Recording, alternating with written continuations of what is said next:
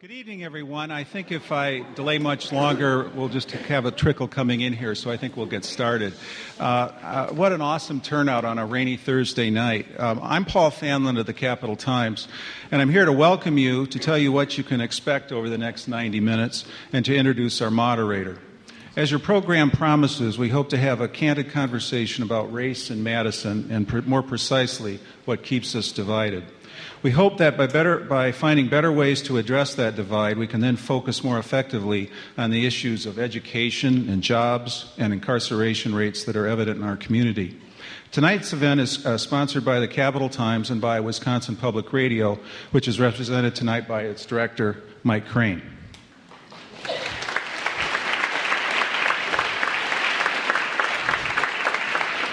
I want to give a special thanks to our third sponsor, the First Unitarian Society. The FUS team made this wonderful space available on incredibly short notice and has been enormously helpful on logistics. The ushers tonight are from the society, as were the people directing traffic outside. One note that I was asked to add, if you're parked in the garage down the hill, you have to be out of there by 9, so we should be done before then, and that shouldn't be an issue, but I thought I'd make you aware of that. I also wanted to thank Century House for the loan of the furniture that's on stage tonight. On to the program. The first half of our time here will consist of a panel conversation with questions from our moderator. In the second half, the panel will discuss written audience questions. In your program is a blank index card. In a few minutes, maybe 20 or 25, we'll quietly pass baskets to collect questions that you have on those cards. If you need something to write with, wave, and an usher can get you something to write with. Our plan is to quickly sort through those questions in the back and try to identify common themes and then pass a small number to Keith for the panel to discuss in the second half of this evening. One note we thought worth mentioning is that if your questions does not get asked, we want you to know that the Cap Times and WPR are going to get all the questions, and we'll take them into account for possible future reference and stories and questions that we'll ponder. The other index card is if you're interested in signing up to hear about future Cap Times and or WPR events. There are drop boxes as you leave. In the interest of time, I'm not going to introduce the panelists individually. They're pictured and described in your program. They are, to be sure, a distinguished and diverse group of community voices, and I think I've thanked each of them privately, but I'd like to thank each of them publicly on behalf of everyone involved. So let me move on to our moderator. I've known and admired Keith Woods for more than 2 decades, since he was here to train journalists in the 1990s. We're aging him. At that time, Keith had recently helped direct a 20-member team on his hometown paper, the New Orleans Times-Picayune, to create a groundbreaking project on race relations in the South. It's still widely acclaimed in journalism circles. Keith went on to spend 15 years, 5 as Dean of Faculty, at the Poynter Institute for Media Studies, the nation's preeminent training center for professional journalists. For the past 4, Keith has been NPR's Vice President for Diversity and News and Operations. In that role, he helps NPR and member stations like Madison strengthen their diversity in content, staffing, audience, and work environment. One of Keith's great strengths is his ability to press beyond superficial assumptions about matters of race. I can think of no one better to invite into our community to help moderate tonight's conversation about our community. So now that I've set the bar really high, Keith, I'm going to turn it over to you and welcome you to Madison.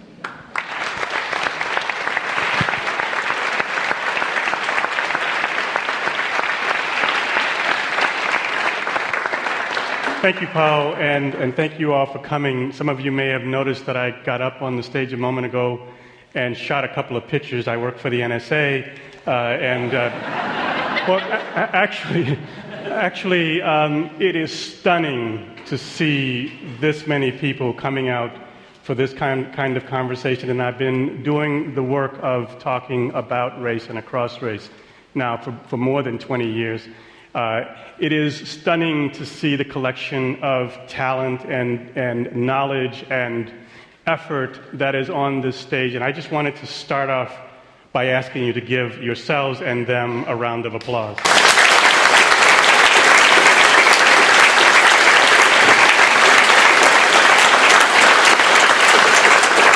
So now you have your round of applause, panel, in case it doesn't go well from here.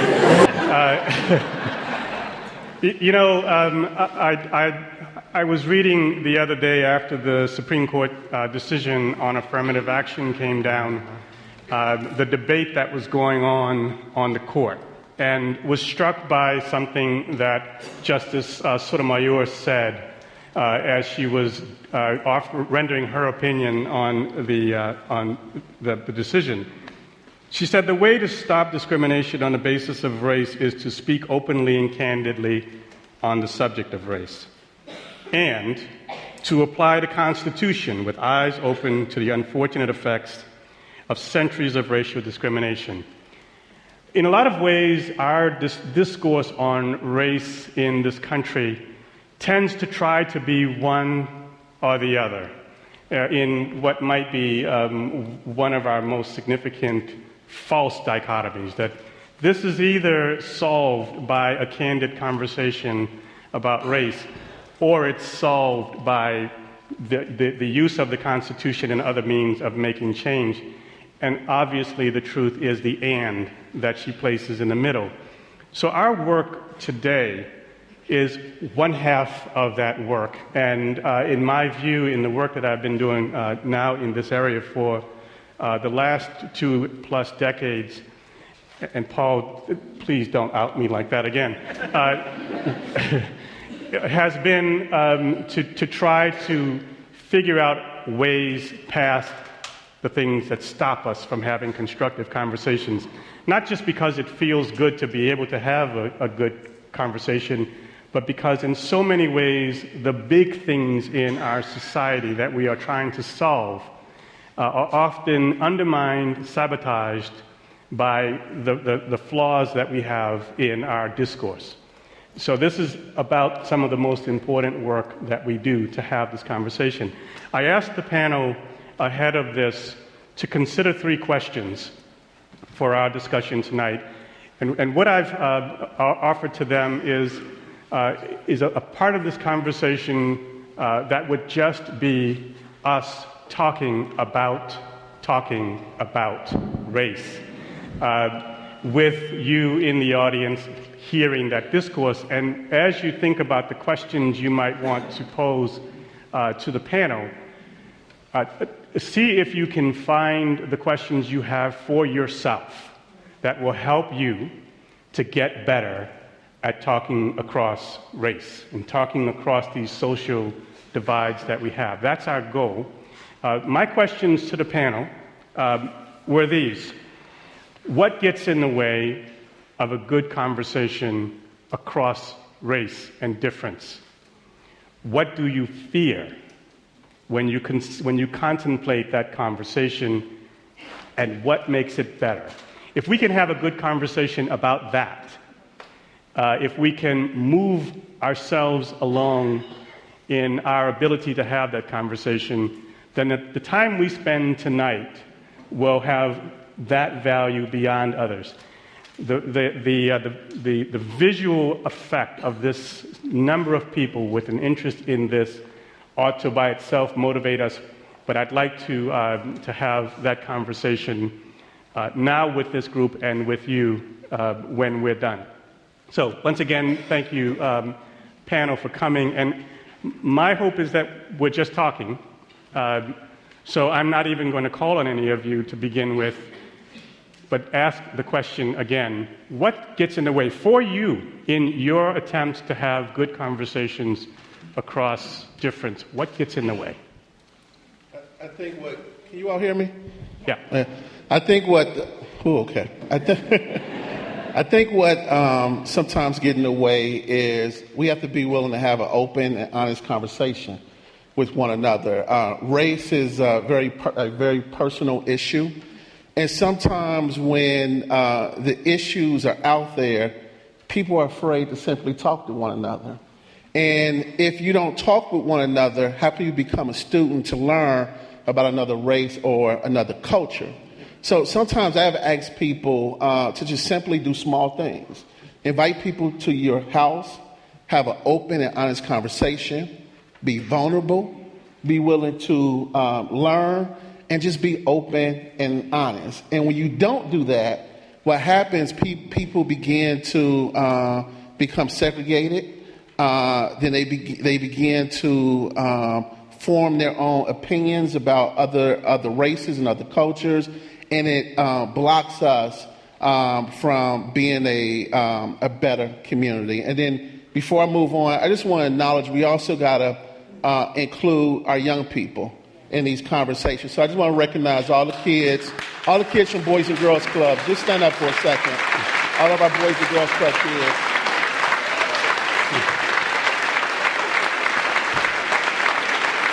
Got to include them in the conversation. But you didn't answer my question. And so I'm going to press you. What gets in your way?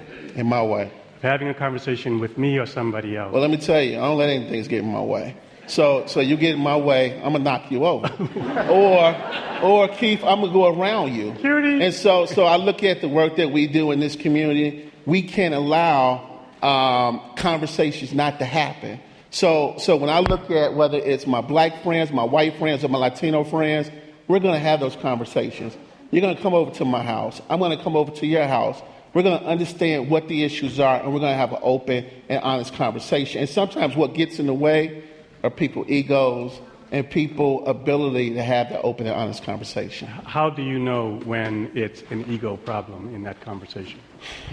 I think when the other side is not willing to listen, or it's about me, or here's what I did, and here's what I used to do. And so you're only as good as what you could do for yourself and for others tomorrow. And so if you can't talk about the future, there's a lot of people that talk about here's what we used to do in the 60s and here's what we used to do in the 70s. But when you think about these babies and we think about our kids and our grandkids, we have to talk about how do we make society and our community and our country a better place. Okay, great. Can I try something, Keith? Can I jump in on Keith? Go ahead. I mean, I'll be honest. I think sometimes what gets in my way is my own fear of that I don't trust white people. I don't trust white women, and actually I'm afraid. I was telling one of my friends the other day that I notice how in my own indoctrination, I won't even allow myself to be in the same office with a white woman without the door open or a window or somebody can see me. My greatest fear sometimes is to be seen as something even though I intentionally know I'm not that at all. And that something is? That I'm a brutal, black, rapist, out of control, angry, that if I'm passionate, that I'm angry, that if I raise my voice, that I'm about to hurt you, that if I express or sit up on my body, that you got to call security because you don't know what's about to happen in the room, right? Right. That is my... The way I felt a moment ago. Yeah. Well, if he says that to you, you need to feel fear, right? But that gets in my way. And so if we're going to be honest about that discussion, it goes both ways, man. I look at some of you and I think there's no way that I don't want to come to your house. So there's the trust that you talked about has the additional piece of fear that you've described. But can you say any more about why you don't trust white people? Because my experience have been, I've seen people, my own experience has been like, when I first came to Madison, I had an experience where I was trying to work in a community center and a white woman was a supervisor. And, in college I took Japanese, so I know how to speak Japanese. I wanted to be a Japanese missionary. So I had some low-income kids and they wanted to learn Japanese, and this white supervisor, she was in a situation where I could help them, but she wanted to make it seem like everything I was doing with the girls was improper, right? And so she started making, what are you doing over there with them? Oh God, I don't know. And I'm like, oh my God, I know what's about to happen, right? That incident reinforced a value system that I was already afraid of. Yeah. And I'm trying to help my own kids learn a subject matter that at least they probably don't even know a black man even know Japanese. Yeah. But the mere fact that I'm trying to help them out and then somebody comes along and tries to make it seem like I'm improper, built up a bigger barrier that I'm honest with y'all people, I'm fighting every day to be able to break it down. Yeah. So, thank you. I'm going to go here. Did you want to say more about this? Yeah, Go ahead. I think I can relate both to your statement about ego and your statement, Everett, about fear. The fear part of it, clearly when I try to engage in a conversation like this, I'm deathly afraid of saying something that is culturally inappropriate, out of ignorance, and then being deeply chagrined about it, and that just kind of cutting off the conversation there because I've exposed my ignorance. I think I probably read more than the average person about race relations in the United States and about white privilege and about a lot of these topics. But I exist in a pretty homogeneous environment, and these conversations do not happen on a regular basis. So I always have some significant trepidation about entering into a conversation. And as you say, if you start out at that kind of level of lack of trust and not trusting me to be able to have an honest conversation with you, and I say something that just confirms your lack of trust in me, then I worry about that, okay? So that fear is inhibiting. Yeah. With regard to the ego part of it, one of the impediments that I have, and I know that a lot of other white people that I talk to have, is simply that we begin these dialogues assuming that we know more than we actually do. Socrates once said that the wisest person is the person who's aware of the depths of his or her ignorance. And so for me to kind of set aside what I read and what I have experienced in my own life so that I can be more receptive to what I'm hearing in the stories that you're telling and to grant them validity, that's sometimes kind of a hard thing to do, to step back from my own pretended intelligence. I have a fondness for Buddhist literature and Buddhist wisdom, and Shunryu Suzuki once said that no matter what we're doing in life and whoever we're talking to, we need to start at beginner's mind without that kind of overlay of assumptions that we make that are so hard to get rid of when we're using the expert's mind. So I try to withdraw from that sense of being the expert and just simply approach these things as a beginner. Great, thank you. I just wanted to pick up on Reverend Mitchell's point about experience. But what I want to say about experience is that my greatest trepidation is the fact that I know we have had qualitatively different experiences. Not that I think we've had them. I know we've had them. 2 weeks ago, I was in Philadelphia, professional conference, all academics, researchers from universities, and a colleague and a former student of mine drove me back from the University of Pennsylvania to my hotel. There were two black men. He was driving a BMW. When we got to the Marriott, one of the bellmen, white, said to him, "Hey, what company you guys drive for?" So this, and it's those kinds of what the literature calls microaggressions. I think it's about when somebody hangs a noose somewhere or when somebody sprays KKK. That's not it. It's when I go to Macy's and the clerk won't put something in my hand, or will look at me askance when I ask to see a purse as if, well, you can't afford this. What? So I think it's those kinds of quality of life experiences over and over and over again that put us in different places. So when I try to have a conversation, my conversations are undergirded by one set of experiences where my white friends and colleagues have their experiences undergirded by another. And the way for you that then becomes the obstacle is, and I'll propose a couple of ways. You choose not to even go there because what's the point? Or once you try to have a conversation, you're talking past one another. Well, in full disclosure, get ready, audience. I teach about race and been teaching about it almost 30 years. Yeah.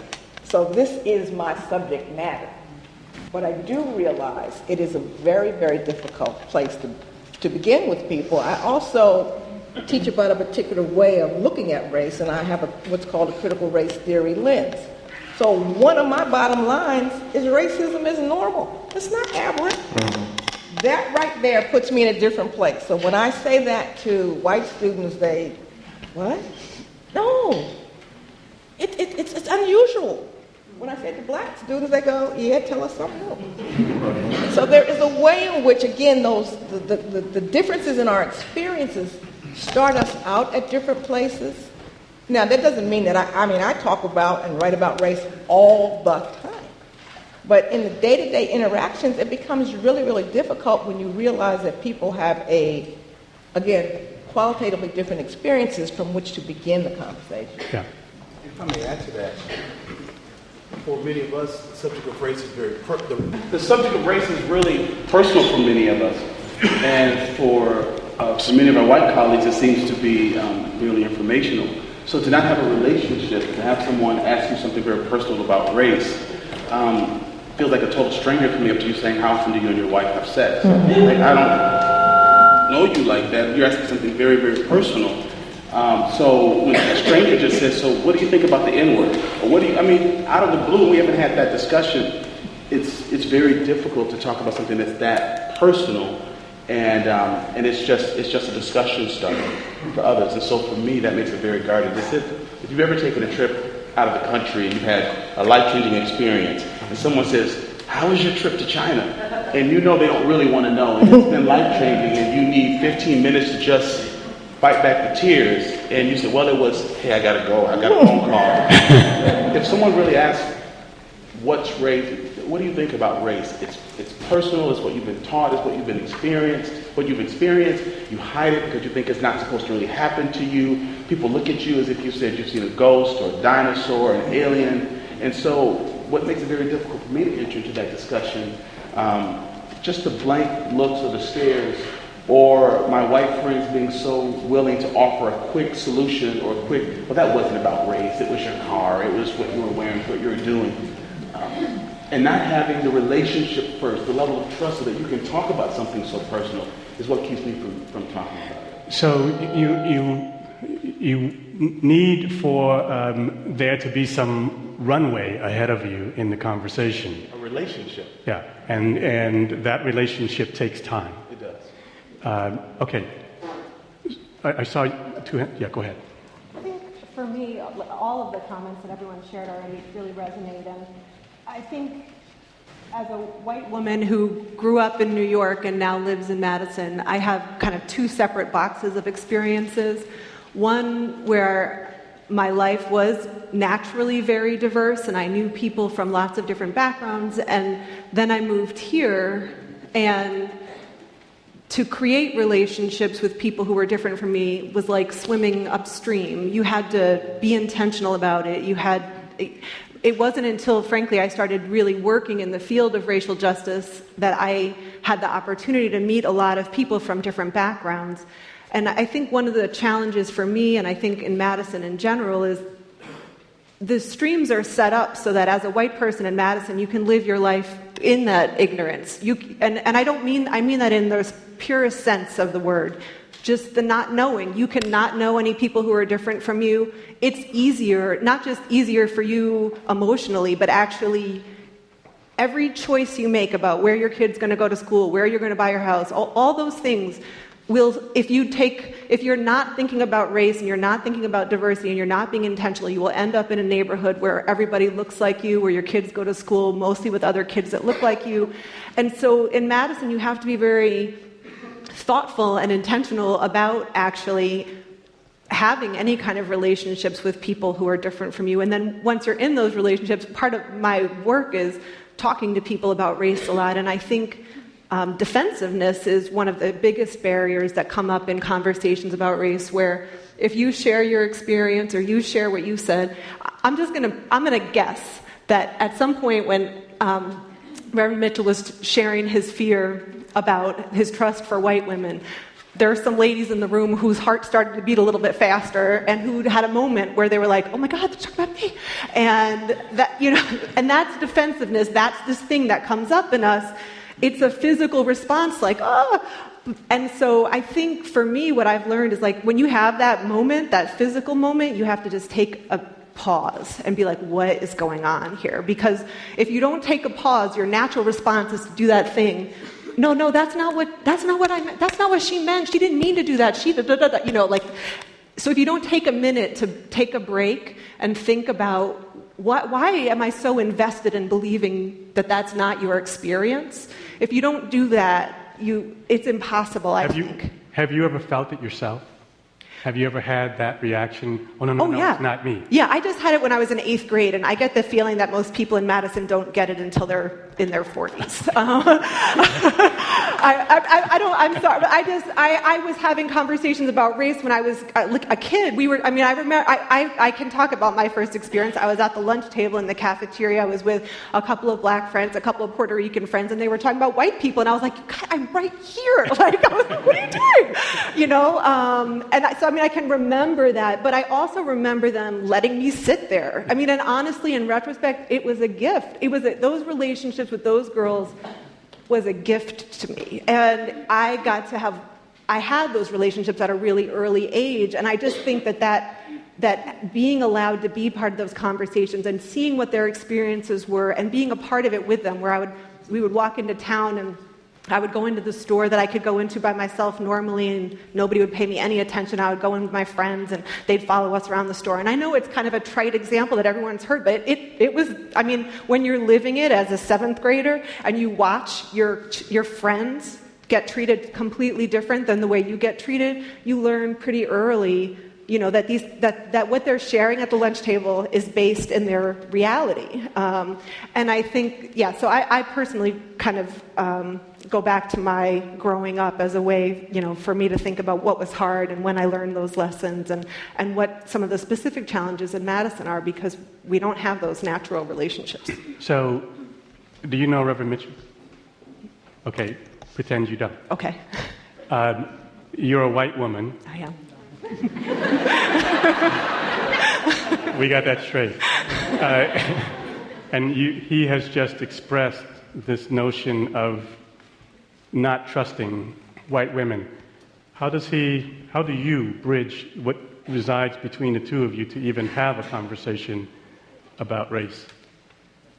I'm going to go out on a limb and say I hope I just did a little bit by saying the truth out loud about how it felt as a white woman to hear that, and what I try to do to myself to know, you know, that is his experience, and he has every reason to be nervous about that. And the only thing I can do is know that, hear that, and do my best to not act in that way around Reverend Mitchell or around any other African American men, because, you know, now you all know that too, and you can try to behave differently. So you wanted to get in, and I'm coming. Well, I think that what you know, everyone has said on the panel thus far is, you know, one of the things that's coming is that this is all very difficult because it's very complex and it's very nuanced and it's very much charged with emotions, which I think in various points has been articulated. And so when you have, I mean, and I think there's a fear element because you know that you can't intellectualize necessarily your way into one of these conversations or your way out, because it is a comparison of people's real lived experiences that build up who they are and how they react to statements or react to circumstances. And so I think, you know, at various points, you know, I come to conversations or to circumstances with a level of being unsure, insecure, sometimes often embarrassed, because I think there's also this fear about being judged through a lens when you're like, that's not who I am, or this is not me, or that's not me. Wait, that would have sounded like the other person that I think you think I am. And trying to just come to it with a level of humility for yourself, and sort of also recognize that the other person in the conversation in many ways is not doing much better than you are, right? If it's cross-cultural or cross, you know, between various races or genders or what have you. And I think that in that way, that's one of the challenges, is just sort of the recognition to bring that it is emotional, that it is a lived experience, and it's very difficult, and everyone's constantly learning. I mean, no one has the answer to how to do this, you know. There are ways and frameworks and ideas, but there's no one answer on how to approach it. Great, thank you. And I'm going to come here and then, well, go ahead. I want to ask you one more question before we get to our audience questions. So the way that I would answer the question is I'm a very angry person. And most people don't know it. And part of the anger comes from being from different cultures. And so I'm never enough for either culture. And so it's a constant trying to prove that I belong in one of those cultures, or you have to decide you don't belong to any culture and you're sort of walking your own walk. I think it makes I also get angry because also as a woman who comes from different cultures and trying to navigate the conversation about race becomes more complex. Say more about that. When you say it becomes more complex, why? Well, because there's layers to people's thoughts and ideas. I mean, the bottom line is that we all walk around with bias. I mean, we happen to pull the strand of race out, but we all are walking around with biases all the time. We have bias about identity, whether it's your sexual identity, it's about your racial identity, it's about language, it's about education, it's about where you live or where you don't live. And so for someone like myself, I feel like I keep hitting every single one of those different boxes because people are asking me constantly to pick an identity. And it's hard. And then I have to talk to my kids about it, and I'm confused because I'm trying to fight with myself to not have them carry the water of past, issues, but also present issues, but yet prepare them for what they're going to experience. So I walk around edgy, really edgy. So for me, if I'm going to have a conversation about race, I'm a very direct person. I'm a very open person. Sure, I'll have a conversation with you, but what will get in my way of having a conversation with someone about it is I'm not sure if I'm going to be fully vested because I'm really not sure about your intentions. And so I'm constantly trying to assess, why are we having this conversation? So then that brings me to skeptic, not really believing, what's really happening because I'm, playing it all in my head. Who am I talking to? Why are we talking about this? What is it they really want? And in a conversation like this one, in a setting like this one, at a moment like this moment in the city, it's very easy to be visited by all of those concerns and wonder just how real things are, just how sincere things are. I'll tell you an experience that I had just a few weeks ago that underscores both the fear part of my question to you and some sense of how we make it better and the challenge of that. And I think it in some ways relates to some of the experiences that you've had. That I was with my 13-year-old at a soccer game. My wife and I were off with other parents waiting for the game to begin. And we were standing with a young white woman who is a parent of one of the kids. And we were discussing, because we're all parents of middle schoolers, we were having that crisis conversation about where our kids were going to go to high school because we noticed it's the most important decision they will make in their entire lives. And it had that sense of urgency to it. But we have older kids. We've been through this 4 times already. And we know the drill. We were just telling the parent about our 23-year-old who is just about to graduate college and what that experience was like with middle school. And we said, well, she's going to Florida State. She's gotten into the music program. She's had a pretty good time of it. And her passion met her academic pursuit and so on and so forth. And the parents said to us as we were walking toward the field, well, I hear that they really want diverse students at Florida State. Now, what happens in my conversations in this moment is that I begin to then inform the absence of knowledge about the person that I'm talking with everything that I think she is thinking. And I assign to her a whole vocabulary and biography that I'm about to respond to. And in this moment, I took a breath, and then we just kept walking. And my wife and I had a conversation about it. She didn't even hear it, and we talked about it that night. Well, I felt disappointed in myself in that moment because of the opportunity missed at one level, and because I have the edge, I wanted to make sure that she knew that I wasn't really happy with the thing that she just said to me. The implication, as I heard it, being that my child needed the boost because clearly she's a diverse child and therefore can't get into college otherwise. I don't know if that's what she meant because I never asked the question. I never engaged her another moment, and I was pretty ready to go all the way to the end of the sentence with her. And part of my reticence, part of what got in the way, was my fear that I was going to get it wrong. And my decision that what lay next in that conversation was difficult, complex, dangerous, and I had other things I wanted to do.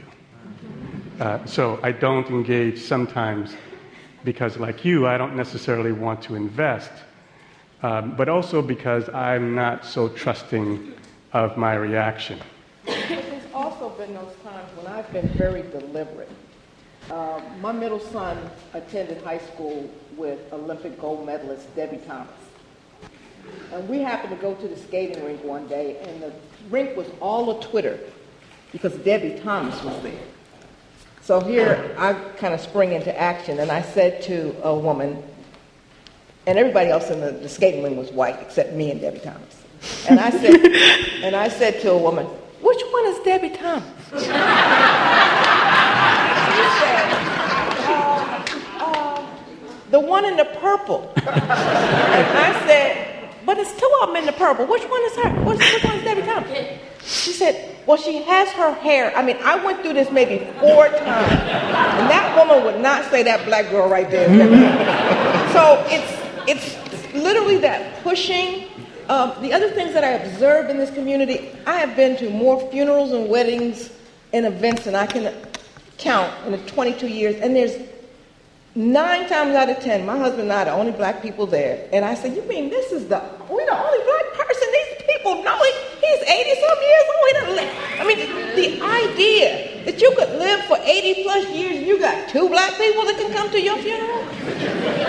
I wonder, someone mentioned being in these streams. I mean, what kind of stream is this?" You made the choice to not follow up on that conversation.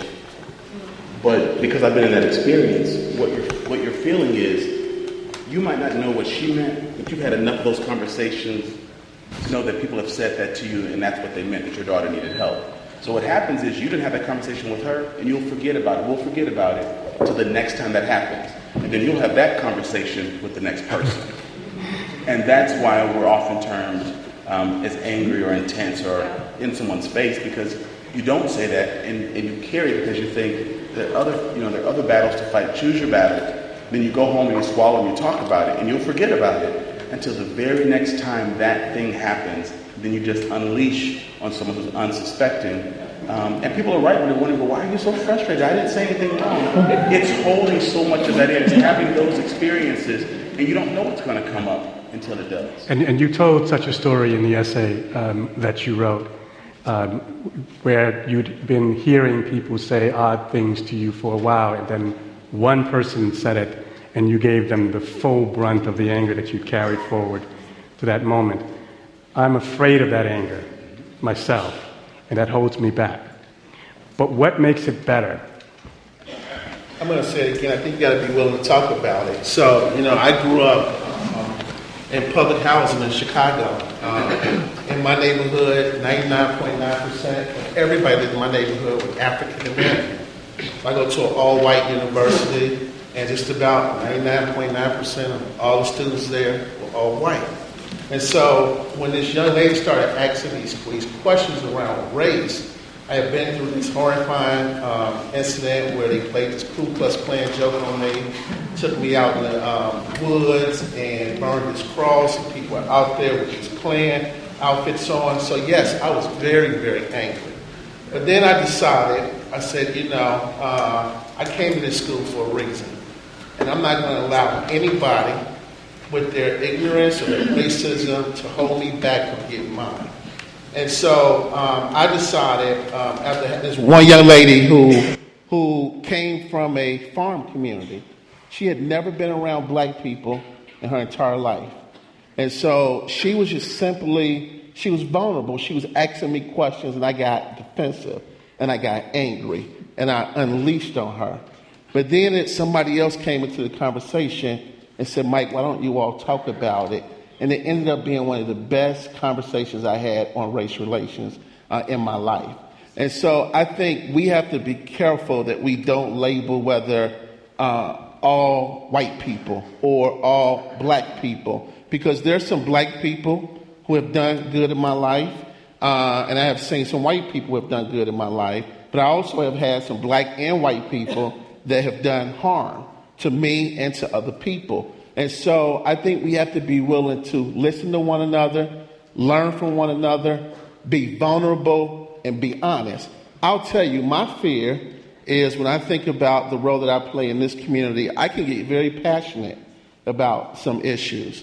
And sometimes when you're passionate, when you speak up, people will put that label on you. So whether you're an angry black man or if you're white, if you make the wrong comment, that person is racist.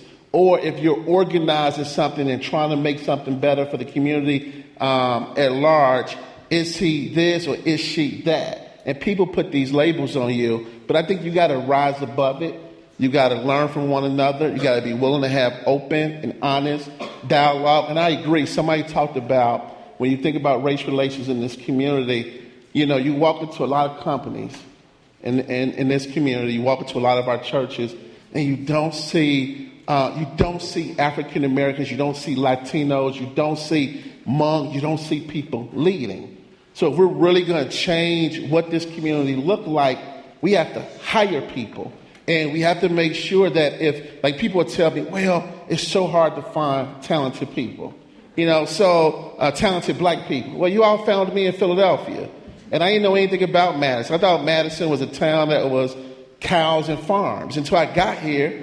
And then I learned that they got some urban issues here, just like we have in Chicago and in Philadelphia. And that intrigued me. So there's talent out there. We have to be willing to go out there and get it. And we have to have people in critical positions on whether it's city council, whether it's our local press, our local school district. If we're not hiring people that look like the folks that live in this community, we're going to be talking about this issue in 2045. So part of our challenge is to be in the conversation with another mixture of people. I can talk loud. I can handle that. Part of our challenge is to be in a good mix of people that comes along this way. I'm interested in what for you makes this get better. You said vulnerability, candor, honesty from the other person. What else? Accountability. Yeah. To my mind, what I would like to be able to do is to control my own reactivity in these interactions and to practice the discipline of digging deeper and asking questions rather than issuing rejoinders. To try to draw a person out, hopefully to win some of that trust by showing an active interest and being a good listener in those kind of conversations. That's one part of it. The second part of it is, as someone of Northern European heritage, I'm a little chary of emotion and people's expressions of emotion to me, particularly if they feel like negative emotions. And so being able to absorb some of that and not be repelled by it and not be scared by it, at least initially, so that I can get to the point of active listening and can invite someone to share not just their perspective, but their stories, as Parker Palmer talks about in Healing the Heart of Democracy. We create those relationships and those rapports by listening to and taking seriously each other's stories. So getting beyond the ideas and the perspectives and the propositional truths into the truths of our stories with each other. That's at least one way that I would approach it. Okay. Where I go with it is thinking about your own bias. Like when you're in the conversation and you're starting to get, regardless if you're emote emotions or you don't emote emotions, you have stuff going on inside. And so when you're starting to get that feeling inside about something that's being discussed on the table. And it's really asking yourself, why am I feeling this way? What is triggering here for me? And so I think that's part of it, or that's one of the things that you've got to do in a conversation. I think the other thing is asking the most obvious question, which is who isn't here? Or who aren't we when you're having a conversation, who's not in the room? A lot of the times when I'm having conversations, because of the work that I do, it's usually in a business setting. So for me, I feel like my job is to call out who's not in the room, who isn't here, or who haven't we included, and how do we make that happen? But also checking myself. Yeah, and I think, I work with university students, and one of the things I'm really pushing them to do is to develop what I would call equal status relationships, because they're fine going to help the poor little black kids. They love doing that. In fact, people in management like doing that, helping those poor people. But when you have an authentic relationship with somebody, they have as much education as you have, they have the same amount of money you have, they live in your neighborhood. I think that's a harder thing to have, because you don't know how to, often people don't know how to engage with you. And I had that experience happen to me where this woman was extremely uncomfortable around me. And I just asked her, I said, what's the deal? What's wrong with you? And she said, well, I just never been in a relationship with a black person that I wasn't helping. So we've got to get to a place where we get seen as fully human so that we can have these... May I just... I'm going to come up. So in that moment, when someone says that to you, how do you move forward from there without the backhand? Well, I think, in that particular instance, I said, well, I was surprised, but I said, so now what are you going to do about it? So I put it back on her, because she confessed that she had not been in any relationship with anybody, that she wasn't helping. So that meant, and one of the things I have students do, like go to the movies with somebody who's different from you. Just go to the movies with them, or go have dinner, go have a cup of coffee. Try to relate to them as human beings and not as the other. Thank you so much for that story. I just want to say to Michael's point that when I've had friends who have listened but not tried to explain things away, that allowed me to let my guard down. So for me, that's a real turning point in a relationship. And I don't just jump into an experience that I've had. We have to establish some commonalities, because when we talk about sports or what we like to do, or what we like to eat. But if an incident comes up and someone's able to listen, that helps a lot. I was meeting with the young gentleman. I met him in the community. He's a young business leader. And we were establishing a mentoring relationship. He wanted to know more about our community. And a gentleman came over, drunk, wanting to hug me. Let's talk, Alex, where have you been? We used to serve on a board together. He never, ever spoke to me at the board meeting. I've only seen him twice on the board. And both times he was drunk. And he wants to hug and slap me high five and tell me about how he grew up in the bush and those black people and all this stuff. In the moment, this young guy looks at me and he says, how often does that happen? He says, do you know him? I said, I know his name, but I don't know him. He says, how often does that happen to you? I said, all the time. And because he didn't say, no, people wouldn't do that, he said, really? And we started talking. We had like an hour conversation about race. I didn't intend to go there with this guy, but he witnessed something, and he asked a provoking question. I answered it. He listened, and I kept talking. But that wasn't something I prepared to do. But because he was listening, like you're saying, it really opened the door that this is a person I can be real vulnerable with. And he said, I've got to hang out with you more. I didn't know that people do this to you. And I said, Yeah, it's just a rule with black men. If people start drinking at a party, you need to leave. So, Erica, I think you wanted to get in, and we're going to then go to your questions. But I'll come to you as well, Reverend. But so that door opens in that moment. It takes only that then to have you to overcome the barrier of not wanting to have a conversation. I was so embarrassed, exasperated. He could see the look on my face, and so it happened too quickly, and I couldn't put my good black face back on. I have a request in the overflow area. I was upset because we sat on the board together for years, and he never spoke to me. And I saw him at a Badger game, and saw him at Great Dane, and I just believe how he just slobbed all over me. And he just so I think I needed to do something with that. Otherwise, I would have needed a drink and some operations work over there and stuff. That sounds funny. But I just think I needed to go someplace with that. And I couldn't wait till I got home. And because he didn't say anything, I wouldn't have said anything. But he said, how often does that happen? And I think the opportunity, the emotion that you talked about when the woman made that comment, I couldn't push it down because this was the second time he'd done that to me. And I forgot about the first time. It had been probably 2 years ago. But I remembered what he was wearing and where we were and who Badgers were playing. I remembered everything about it. So we in many ways have described obstacles that are huge in the way of having the conversation, and you've just described a small thing that knocked it down. And I think sometimes in our discourse on race and the conversation about race, we imagine the obstacles to be so huge that it's hard to even try. And yet this notion of opening it up a little makes it possible. And we're going to come here, and then I'm going to ask you the first question from them.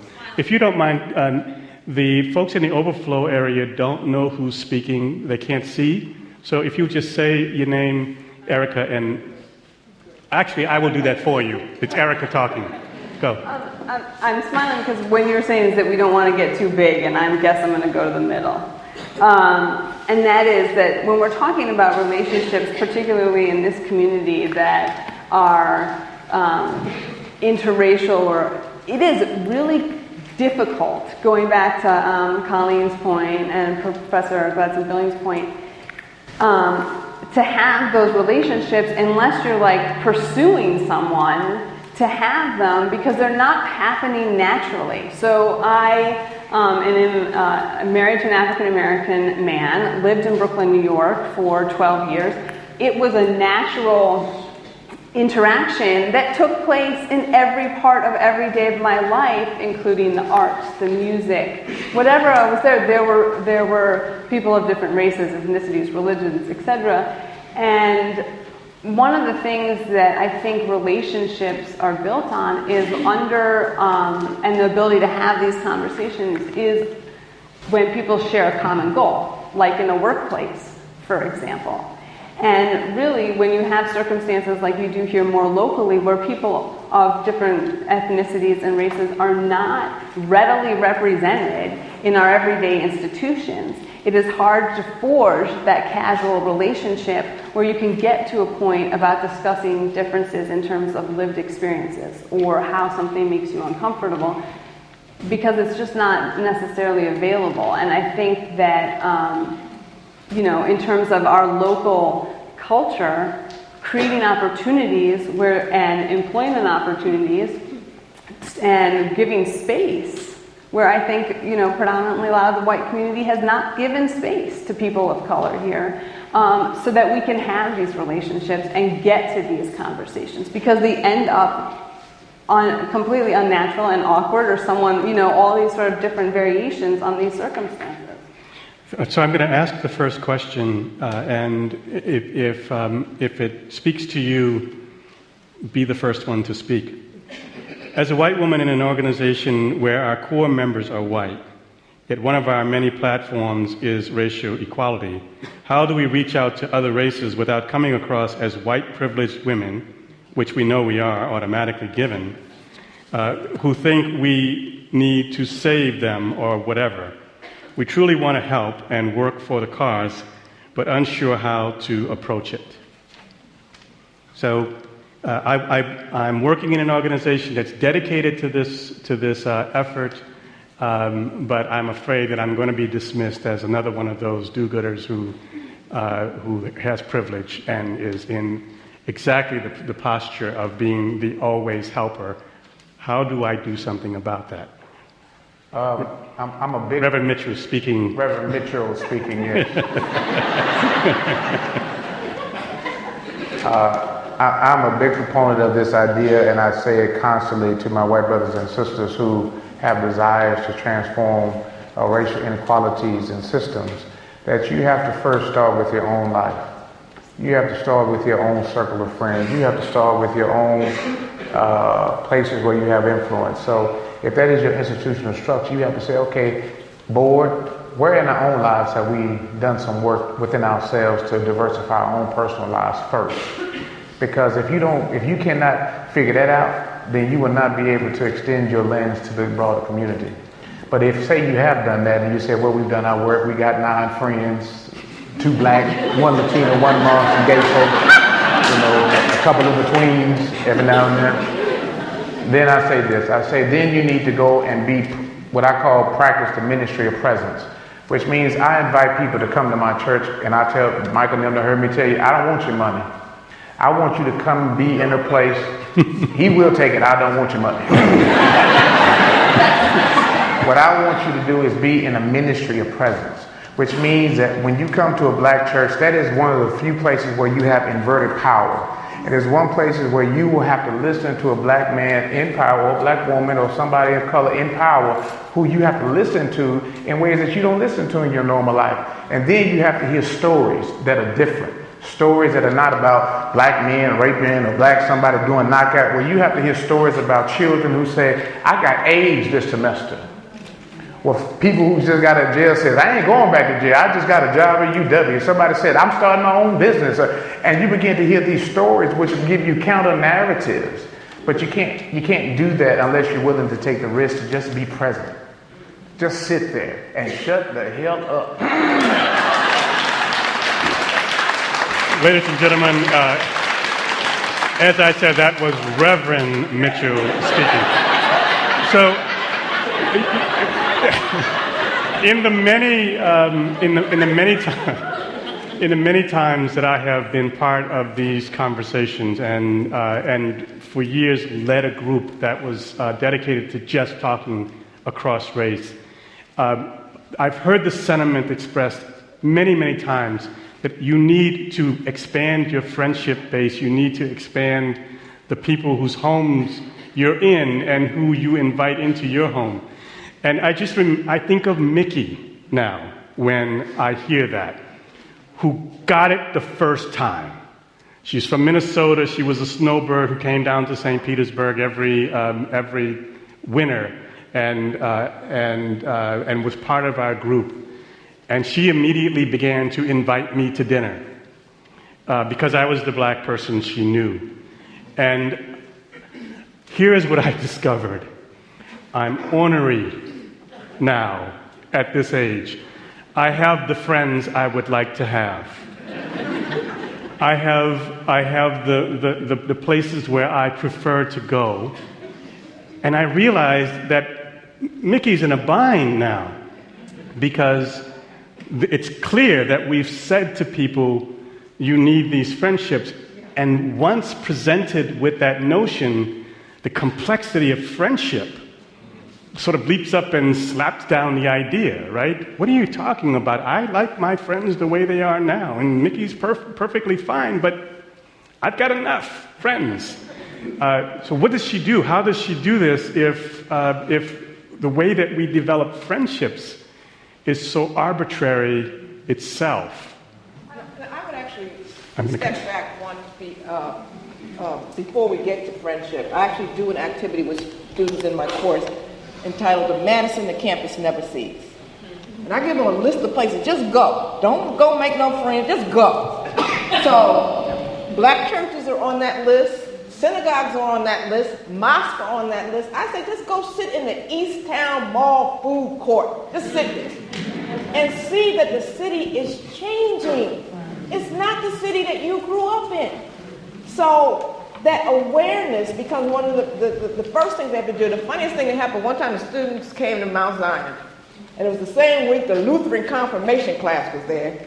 So you had a whole pew full of little white kids, and I saw my two students walk in, and where did they go sit? With the Lutheran confirmation kids. So now in class, like I said, why'd you go sit with the white people? I said, see, that's the same thing you ask about why the black kids are all gathering together. Human beings go seek people who they think are similar and receptive to them. So I think it's just becoming more aware is the first thing. Yeah. The other thing is, what I balk at this notion of, quote, make a friend, is we're really not here to service you. We did that before. Right? We're not sending our kids to school. We don't send our kids to school so you can have a more diverse experience. We send our kids to school so they can graduate. And so there's a level, there's a point at which people have to understand that we don't want to be used in that way. And that those relationships are only going to develop if they are authentic. So as Erica talked about, if I work with you every day, then I'm more likely to develop a relationship with you. But not just now you want to have a black friend. Bridget and welcome to Colleen. I like to hop in because I've been asked that question every time. I'm sorry, Annette. Annette is speaking. So the solution is right in front of you. It really is. It means that you're not widening your lens. There are professional organizations in this community that are diverse. You don't have to get a full friend. You know, I actually get, I said I get angry. That question really angers me a lot because it's just bunk.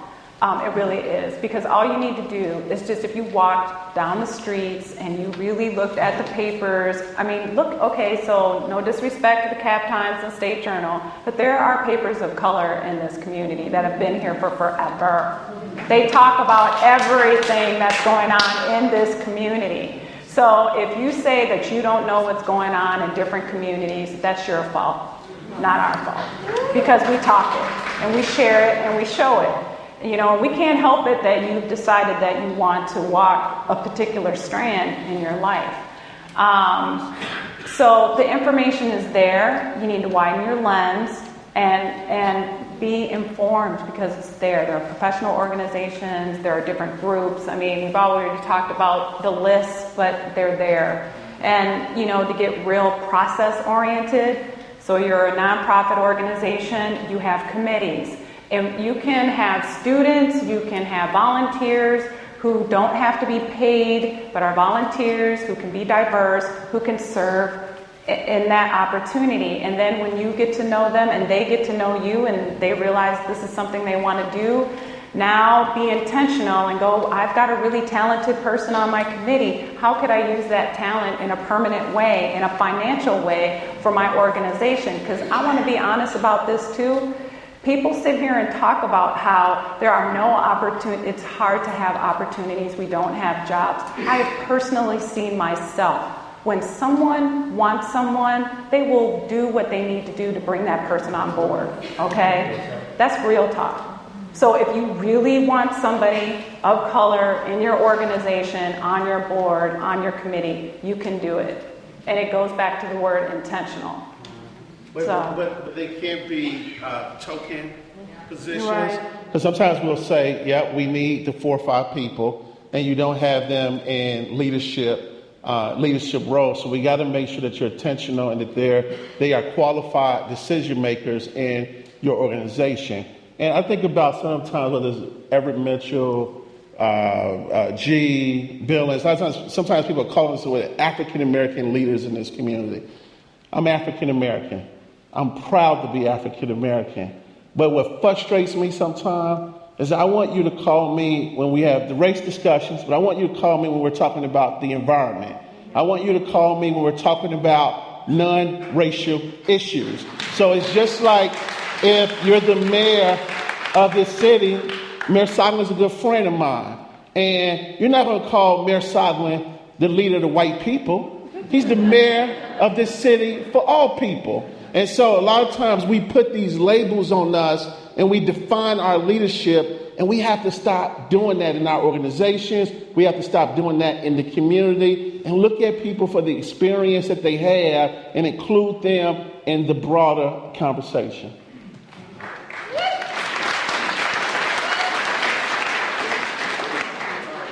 Cross-cultural discussion, but I think Reverend G, I'm just identifying you.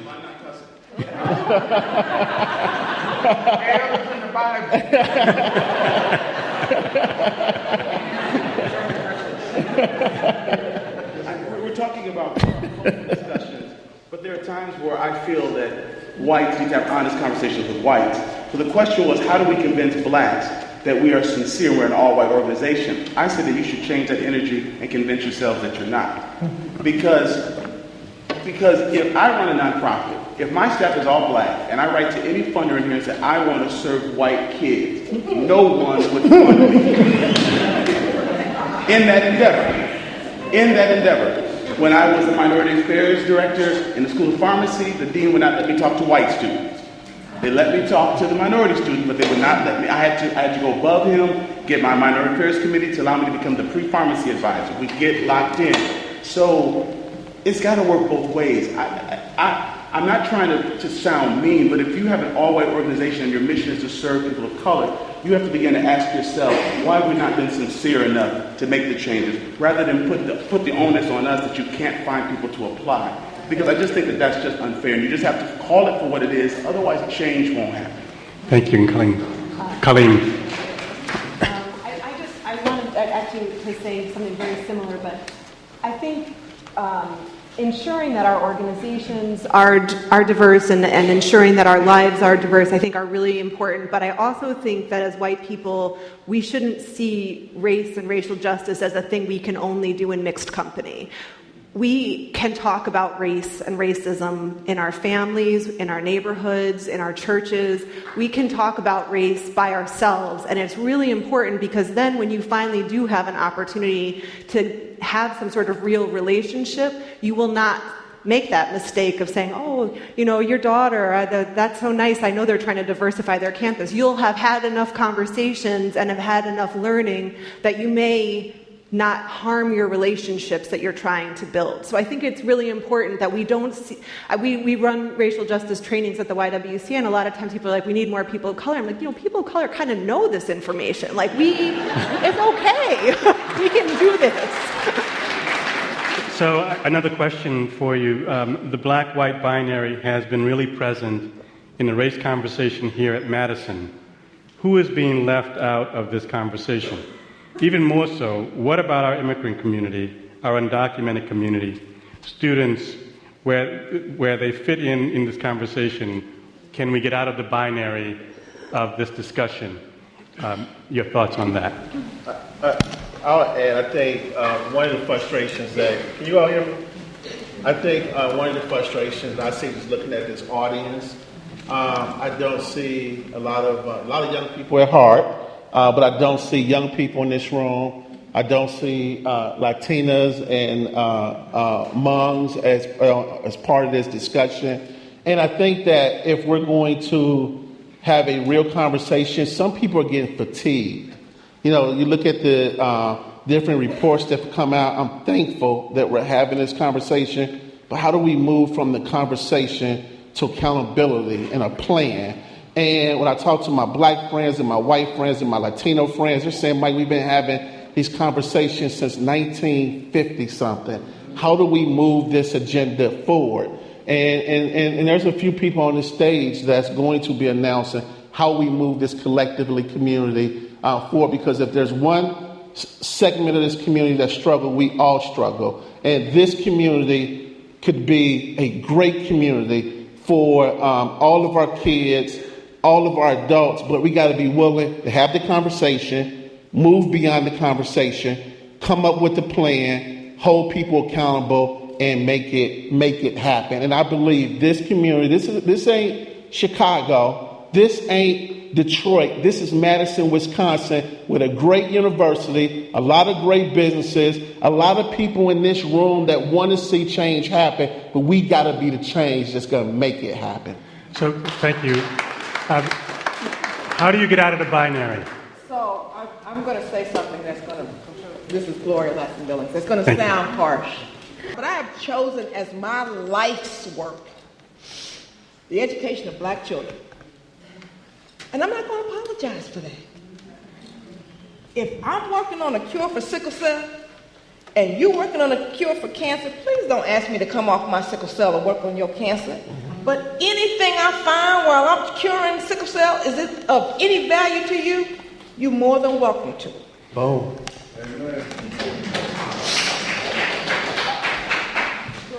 I was going to say, I guess for me, being the mixed child up here, my work is about being inclusive and looking beyond just African American. And, you know, I think for me, what I do is I try to do it every day. When I'm asking the question about who's in the room, I don't ask just who's, you know, are the black people in the room.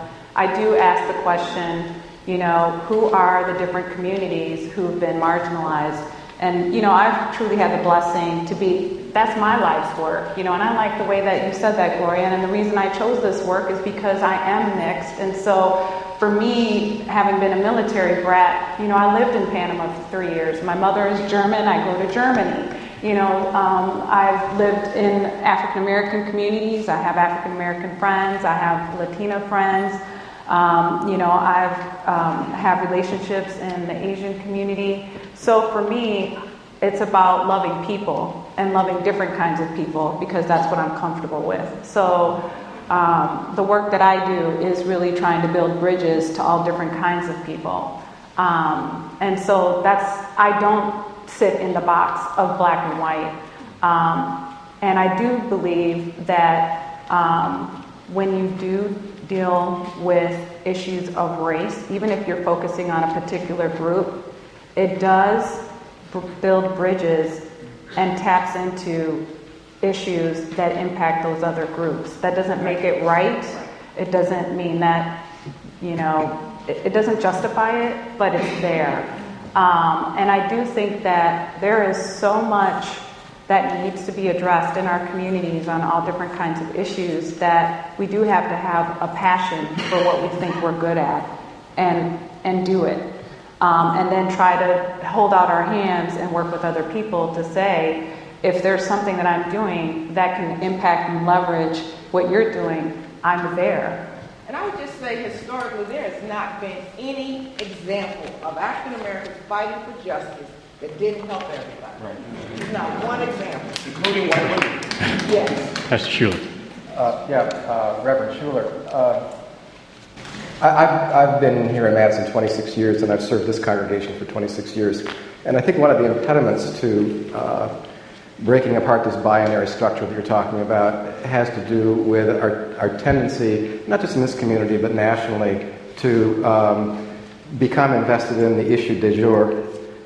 You know, in my 26 years here, I can remember the time when I was first here in which we had a lot of active concern for Tibetan refugees coming into this community and trying to help with the resettlement of Tibetan refugees. A couple of years ago, when this community was mounting some major efforts around the status and the fortunes of undocumented workers, most of whom are Latino, we got quite involved with that. You know, we had a group of supporters in the congregation. Because of the Race to Equity report, which focused primarily on the dilemma of African Americans in our community, now we have, you know, a mounting movement within our congregation to address the issues of African Americans. The problem is that there's not a lot of sustainability in that, and we're not tying these efforts together in a meaningful way so that we are addressing the problems of the whole community. Yeah. Reverend Mitchell. And I think one of the things that I have become very aware of is, in some ways, I do think these kind of binary conversations where we focus on race is a way to keep people of color in this antagonistic relationship that sometimes, I swear to God, we don't need to be no way. You know, Martin Luther King said, injustice anywhere is a threat to justice everywhere. And I think when you have us on the panel, we can talk about the severity of African American and the problems that we have in race relations. But I'm telling you, when I think about the struggle of undocumented families in our communities, I don't want to talk about just about racism. I want to talk about how our systems are continuing to allow these families to work here but not give them status. How do we fight for them? How do we advocate for them? What are the ways in which, black people have been so homophobic that we allow LGBT brothers and sisters, especially young ones, to start committing suicide because we don't have places of worship for them to be accepted for who they are as God made them? That's what the kind of language I want to talk about. I want us to be about those conversations. Because I think to the degree in which we begin to have, I've been in Madison 10 years, we have these cyclical discussions. While we're having these discussions up under the ground, all kinds of injustices are happening. And we sit here, while we're sitting here, we're having a big conversation all over the place. We're not there, and it's happening. I think to the degree, I need us to learn each other's stories so that we can be there to fight for each other. I want to ask you one last question. I think we've got enough time for the panel to weigh in on it. And I'm going to ask the question that the member of the audience asked and then expand it just a little bit. This person says, as a white parent of 2 adopted African-American children, how do I teach them about their culture? I want them to feel welcomed with both races. Another factor is that they have 2 mothers in a lesbian family. How are we accepted in the African-American community? And I think that you just touched upon one piece of that a moment ago, Reverend. But a larger conversation for me, and you've touched on it in several of you in different ways, is the conversation with our children about matters of race more broadly. Everything from helping our children to find acceptance in the world that they're living in, but also helping them to navigate this topic in a way that they, A, don't grow up to be the problem, or B, don't grow up oblivious to the issues around them. We are struggling with trying to figure out the balance between informing and poisoning, and the struggle that represents for us. What have you found as a means of talking to our own children within our own families works in helping us to navigate that? We'll begin here. This is Annette Miller. With Annette, thank you. Try to help you out. How I want to answer that because I've had to deal with that. My son's going to be 21, and then I have a 13-year-old and 11-year-old. And as a daughter of a mixed relationship, I have some thoughts from that lens too. And what I would say is, first and foremost, you're a family, and it's your family, and it's your values. And you have to let your children know that you're family. So when I talk to my kids, what I always say is, we're the Millers. And the Millers do this, and we do that, and we don't do this. And that's how I talk. Because I want them to understand that even if they may not see me physically in them, they are part of me. And that was one of the things that I struggled with in my own identity growing up. And so, I couldn't necessarily see myself in my mother's blue eyes, and I couldn't necessarily see myself in my dad's dark skin. But I'm their daughter, and so you have to talk to them about that. I think the other thing that you have to do is you have to ask them what are they thinking. So when they ask you a question, and my mother did this, so my experience with race, from what I can remember, was that we were in Fort Bragg, and I was like 6 or 7, and I ran home and I said, Mommy, they called me a nigger, and my mom said, well, they're just ignorant. And let me just explain something to you. When you go to school, you got to navigate, right? It's survival. Just like when you go to work, you got to survive work. Well, your kids got to survive school. Me going to school and going, you're ignorant, is not going to really help them navigate. Yes, they were, right? But you have to think of it from a perspective of, how do I build my child's strength? How do I build my child's shield so that they can go out in the world and be good people, not only feel good about themselves, but be good to the people that are around What would them. have been a better response from your mom? Well, I think for a better response would have been, well, what is that? What do you think it means? And why do you think they called you that? And then really talk to me about my identity. and really talk to me about how I fit in. And that's what we do with our kids. We're always talking to them about how they're part of our family and where they fit in. Because at the end of the day, I think that is what we all want to do, quite honestly. We live our whole life trying to fit in and be a part of something really good. So we're just doing it. We start out as kids doing it, and then we're still grown-ups, still making that same journey. Yeah, someone else. I would say just be proud of who you are. Be proud of what you represent and who you represent. And again, be willing to learn. There's a family that's here tonight that I remember they invited me out to their house in Middleton. And they said, Mike, I'm going to be honest, I'm in my 40s. I never had any black folks over my house. So I said, I'm going to bring my wife and my 3 kids. And I brought a whole gang of people. I brought like 15 people over to their house. And so I knew this person had a pretty big house. So we're in their house and we were cursing, playing Monopoly and spades. I cursed in Reverend G's house by mistake one day. I'd never do that again. And so we had a really, really good time. So while we're there, the teenage kids walk in and they see all these black folks sitting at the table and they just look surprised. So they did a beeline directly to the room. And their family is here. Now, I'm not going to point them out, but they're here. And so the wife called me and said, Mike, I realized I have unintentionally segregated my kids for 17 years.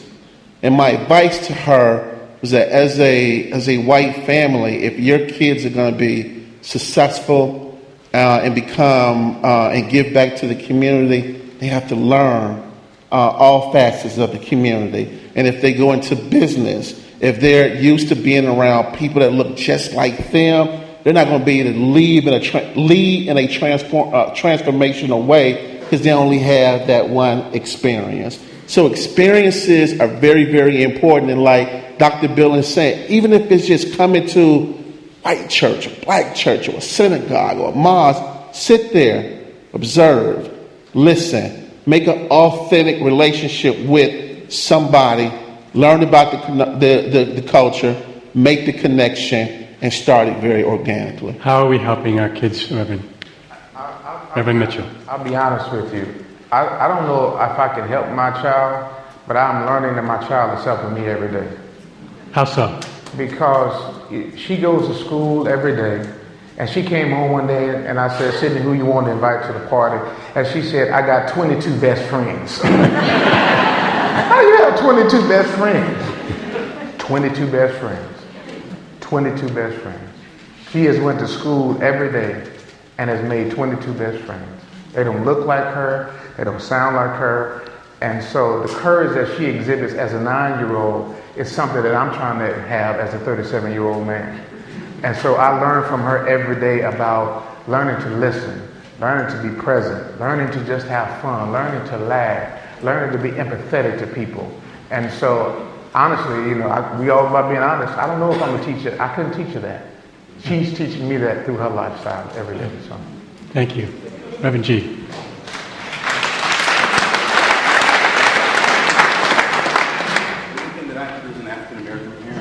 Is make sure that I help my child to understand our history, so when something that contradicts that truth is spoken, she has enough information to hold her head up, because I didn't. I can remember being in 5th grade at Leopold and learning about the slave chapter and having my white friends at the playground saying, hey, we freed you, you ought to thank us.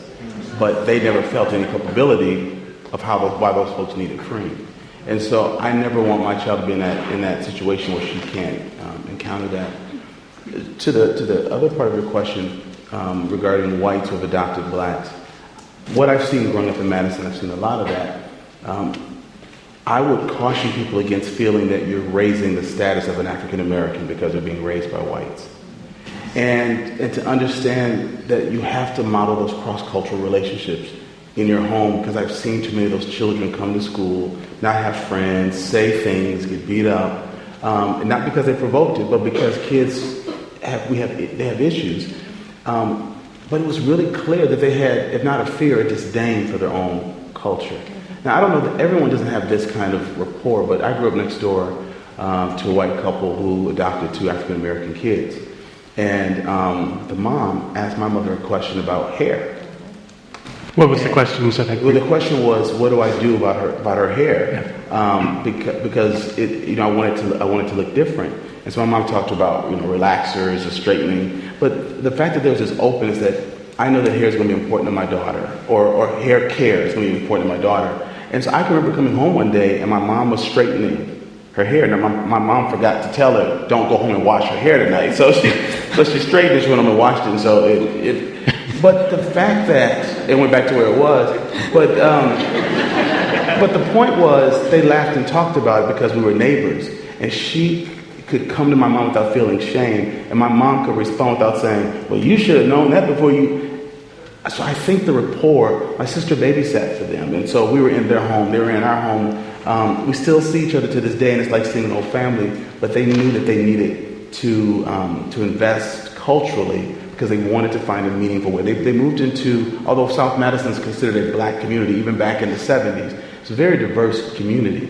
And so they purposely moved into a community where their children would see black and white, Latino families. And that time we were starting to see Vietnamese and Cambodian families in the mid-70s moving in. So they were very intentional where they moved, who babysat their kids, and who they could talk to about cultural things. I would just really encourage people to do that because African Americans, I think, would respond in a very gracious manner and sometimes finding themselves saying, I wish they would ask me something because I would recommend a book or something that could help kids.